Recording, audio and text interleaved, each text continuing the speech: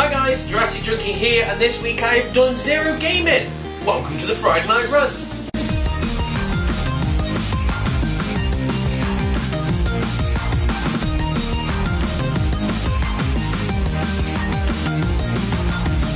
So yes, this week I've been terribly busy, to the point where I've not even played any games, which is terrible. So I think as soon as I finish this video, I'm going to knock all this work on the head and just sit down on the Xbox for a few hours, because I miss games. It's only been a week, but I've already got withdrawal symptoms and I just want to blow something up. But before we go on, as always, let's crack on with our sponsored drink. And this week I'm going to go with Mojito. So I do like a good mojito when I'm in town, when it's made properly. I don't know what this is going to be made or pre-done in the bottle, but we'll find out. But as it's a cocktail, I thought, obviously, first I'm going to have it in a glass, because I get bollocking off people on comments if I don't drink out of a glass. But to make it a bit more manly, since it's a cocktail, we'll go with a pint of mojito, because I'm a man. So we shall see. I don't know what percentage this is, but could be battered by the end of it. Should be a result. Bottoms up. That's actually not too bad. That's not bad at all. It hasn't got the actual proper flavour if you actually go to a bar and get it made, but at the same time it isn't horrible, so that is a result. So, now I'm cocktailed up, let's crack on with some gaming news. Now first of all, I just want to say a little bit about Nintendo, because I've slated Nintendo quite a bit over the past few weeks, but I want to say Nintendo have done something quite good. And what it is obviously everybody wants to push digital content, and for some reason only Steam understand if you're selling something digital, sell it a bit cheaper, you'll probably sell more. But everyone else thinks, nah, we'll sell it at the same price as retail. But Nintendo obviously understand that, and they're actually going to release the first retail game, which is also going to be a digital game, so you've got the option. Now we know which everyone's probably going to go for. Everyone's going to go for the retail one, because you can sell it on, you can do it second hand, you can do what you want with it, so not many people are going to buy digital. So they're actually going to give you an incentive, which is good. That's what people should do. If you want it to go digital, give us a reason to do it. Now, New Super Mario Bros. 2 is on its way out, so what they've said is if you purchase the digital version, what they'll do is, first of all, they'll double your Nintendo points. Now, that might not sound a lot to people, but especially people like Jo, she loves Nintendo points, she's always buying stuff with them, so the idea of getting double the actual Nintendo points is a positive. But at the same time, they're going to chuck in the Virtual Console Donkey Kong game as well. So it's not an absolutely awesome package, but the idea is you're going to get double your points, you're going to get another game with it, so it's a bit of an incentive to actually make you go, I'll go digital. So that's good. First thing that Nintendo's releasing digital as well as retail, and they're already trying to give you incentives. So if they keep that going along, so if they keep doing that, I think that's a positive for Nintendo, because like I said, you always need to give us something extra, because we don't really want to go digital just for the fun of it. So, right, every week since I played it I've spoke about it, so I shan't stop. dayz or dayz. I don't like dayz because I just picture a woman called Daisy. And I've probably now got it in everyone's head, so if you ever see the word Daisy now, you're going to hear the word Daisy. Anyway, so what it is dayz is obviously awesome, I'm enjoying it, a lot of people are. I've said straight away that obviously with this game coming out, it's not going to surprise me if there's going to be a bunch of copycat games around the corner. Well, surprise, surprise, there's one already here. It's on the horizon. It's already in alpha, which is a closed alpha, so no one's actually seen it yet. And the beta's about to come, and it's a game by the name of War Z, or War Z, depending where you want to say it. But, first of all, that's a bad name, but we won't bash the name. It could change. But anyway, the idea is, this game apparently was in works before the dayz explosion happened. Now what they were saying is obviously they've been working on this game. They wanted to have a big open world, big MMO style zombie game, which I think a lot of people do, because them zombie games that we've got are a bit repetitive and silly and stupid, but they're fun. But we've always wanted that hardcore game. It's never been there. dayz came in and just took it and said, look, we've done it, and everyone was like, yes, someone's done it at last. But there's this secret side project we've been going along all the time, and what they said is they have actually not copied from dayz, but what they've done is, now they know obviously there is a big demand for it and everyone's gone nuts on it, they've slightly tailor-made the game, because at first they said that the way it was going to work was you would have to unlock parts of the map. Now straight away, as soon as I read that, I thought, no, that's a bad idea, because the thing that I love about dayz is just it's so big, it's so open, you just go off and do what you want. I don't want to be locked down. So they said, just from actually seeing what the players want, they've kind of changed it now, so the map's going to be nice and big and open. Now as I'm talking, I'm going to throw some images up there, because this game looks so beautiful. Now the thing is with dayz, obviously It is a mod. It has just been created by some fans. It's got bigger. They're going to obviously get some backing now, and the game's going to get better over time. But the thing is, this game already looks polished. I've already submitted a request to actually get the beta, so hopefully when that comes out, I might be lucky for you to actually jump on it. But it actually sounds pretty good.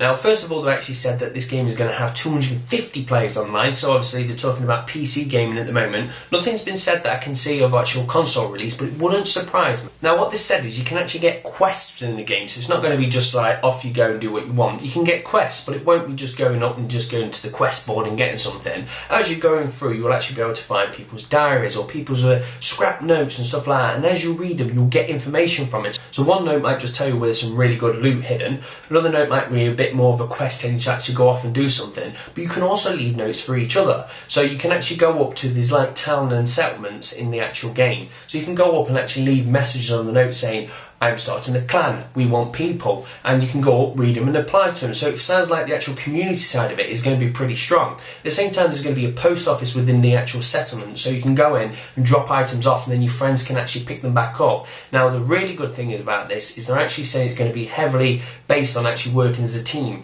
So you can actually go in as a team. Now, the thing that dayz lacks and what makes it more realistic is you all spawn in random places, then you have to meet each other and go off. Now, one time I actually love this because it just makes it so realistic, but the other time it can actually be a bit of a chore if someone dies, like, oh, I've got to spawn and then walk another 20-30 minutes to actually find you. So I don't know if you actually spawn on top of them like Battlefield style, or you're actually going to spawn near them, but it is actually talking about working more as a team. So this is a game that might interest you if you've actually looked at dayz and gone, first of all, it's in alpha, it does look glitchy, I don't want to touch it, or at the same time it does sound a bit too over the top, then this game might be more up your alley. So I'll put the details below. You've probably seen the images now, so definitely check it out.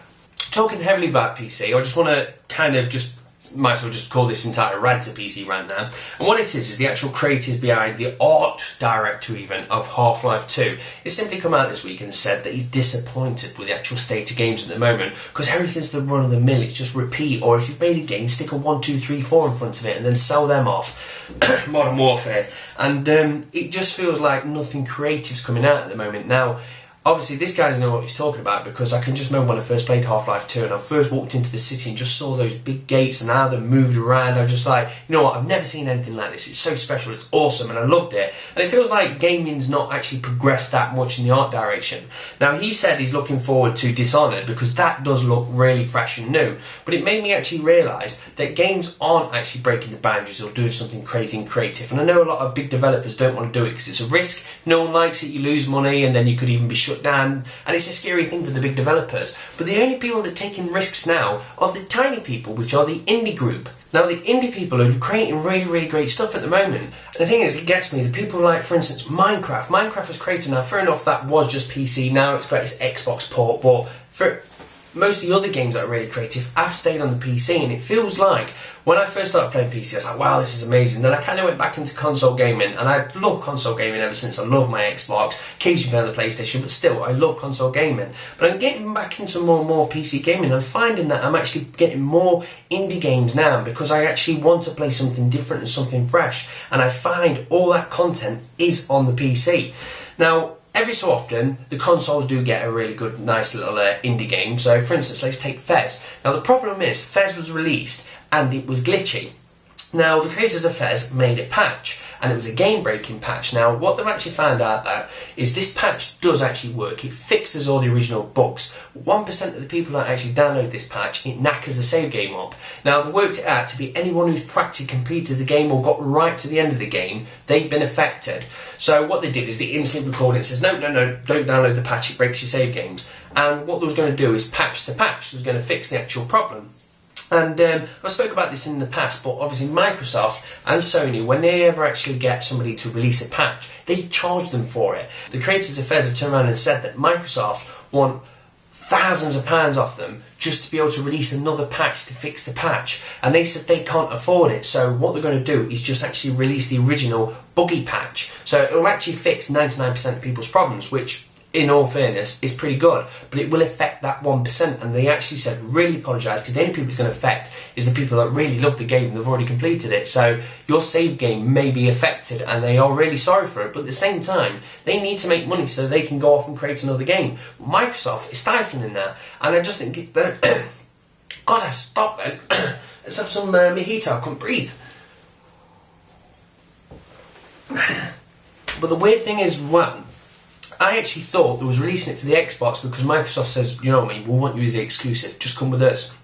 But they've actually said they actually owe Microsoft money. They've actually had to pay Microsoft to actually go on the console. And I thought they was getting paid for it for being an exclusive. But they said if they went with Steam, it wouldn't have cost them anything, and every time they want to fix something, it would have been free, and they could have done it there and then that day as soon as they find the actual fault. So by going to the consoles, it's cost them more, and it takes a longer process to release patches. Now, this is worrying for me because this is a game which is creative, and this is what I want. And the actual console side of things is like, no, we're going to make it slow, tedious, expensive process, which makes more developers go, well, we'll go over to Steam. And as I said, Nintendo obviously a bit switched on this week and are actually giving us digital content with a little Brucey bonus in there, but most people don't unless you go on the PC. So it seems like the PC is actually getting better and better. Now, I never said the PC was worse in the first place, you know what I mean? People like consoles, some like PC. I like both. But I can see the PC is getting stronger and stronger now, simply because you can create mods on there, which is obvious, that's always been there. But the creativity now is actually gushing out of the PC, and it's not touching the actual consoles. So I'm kind of slightly worried a bit for the actual consoles. Not that it's ever going to be a problem, because they're going to be around forever. It just means if I want something creative, it feels like I'm going to have to sit in front of this mouse and keyboard and not in front of my TV. So, with that, we might as well jump into EA, because they love creativity and making fresh new games. No, they don't. And what they've done this week is Battlefield 3, to me, seems pretty new still. I know it's been out a bit, but it seems pretty new. And they're releasing some download content, surprisingly, EA and all. But the DLC actually is really big maps and decent sized content. But either way, why they're trying to say, guess what, there's a new piece of DLC, and we've got another one down the way. So they're trying to actually say, look, Battlefield 3's got lots of life left. But while they were saying that, they've actually turned around and said, by the way, if you buy Medal of Honor, you'll get a Battlefield 4 beta, yeah, whatever. And everyone's gone, Battlefield 4? Already? So yeah, it's around the corner. Obviously they're already working on it. There's going to be a beta release sooner or later. So it kind of made me just go, whoa, but it feels like Battlefield 3's dying. Number 4's already here, it's just turning into Modern Warfare all over again. So again, it's just making me not like the first person genre, and I don't know, they're just doing so much damage to gaming. It's just, I don't know what's going on anymore. It's just so much is being churned out, which is shit, and I want creative, new, fresh stuff, and EA are just up games. So yeah, I'm going to leave it there, 17 minutes. There's not really much structure to it, it's just me about saying I want something new, and the PC's got it and EA bloody ain't got it. So yeah, I'm going to sit back, drink the rest of this mojito and just stew for a bit. I don't know if this has worked out to be a good video or not, but yeah, you can understand I'm a bit off. So with that then, question of the week, and that is going to be, are you at all slightly scared for the consoles? Now, I'm not saying at all that they're going to die, don't worry, because plenty of people will buy them. There's always going to be the Modern Warfare / Battlefield fanboys that will actually keep consoles going. But are you actually all a bit worried going, well, the games aren't there that I actually want, it's dying down a bit? Are you all sceptical, or are you like, no, there's plenty there, what are you talking about, Jurassic Junkie, you stupid drunk? So yeah, I'll leave that to you. How do you feel about console and PC gaming at the moment? So that's it, guys. Sorry it's not as structured as always. I actually got all my notes wrote down here and it did look structured, but then just shit come out of my mouth this week, so I do apologise. Hope you have a great weekend, and I'm going to enjoy my mojito. So thank you very much for watching, guys. Cheers. Bye.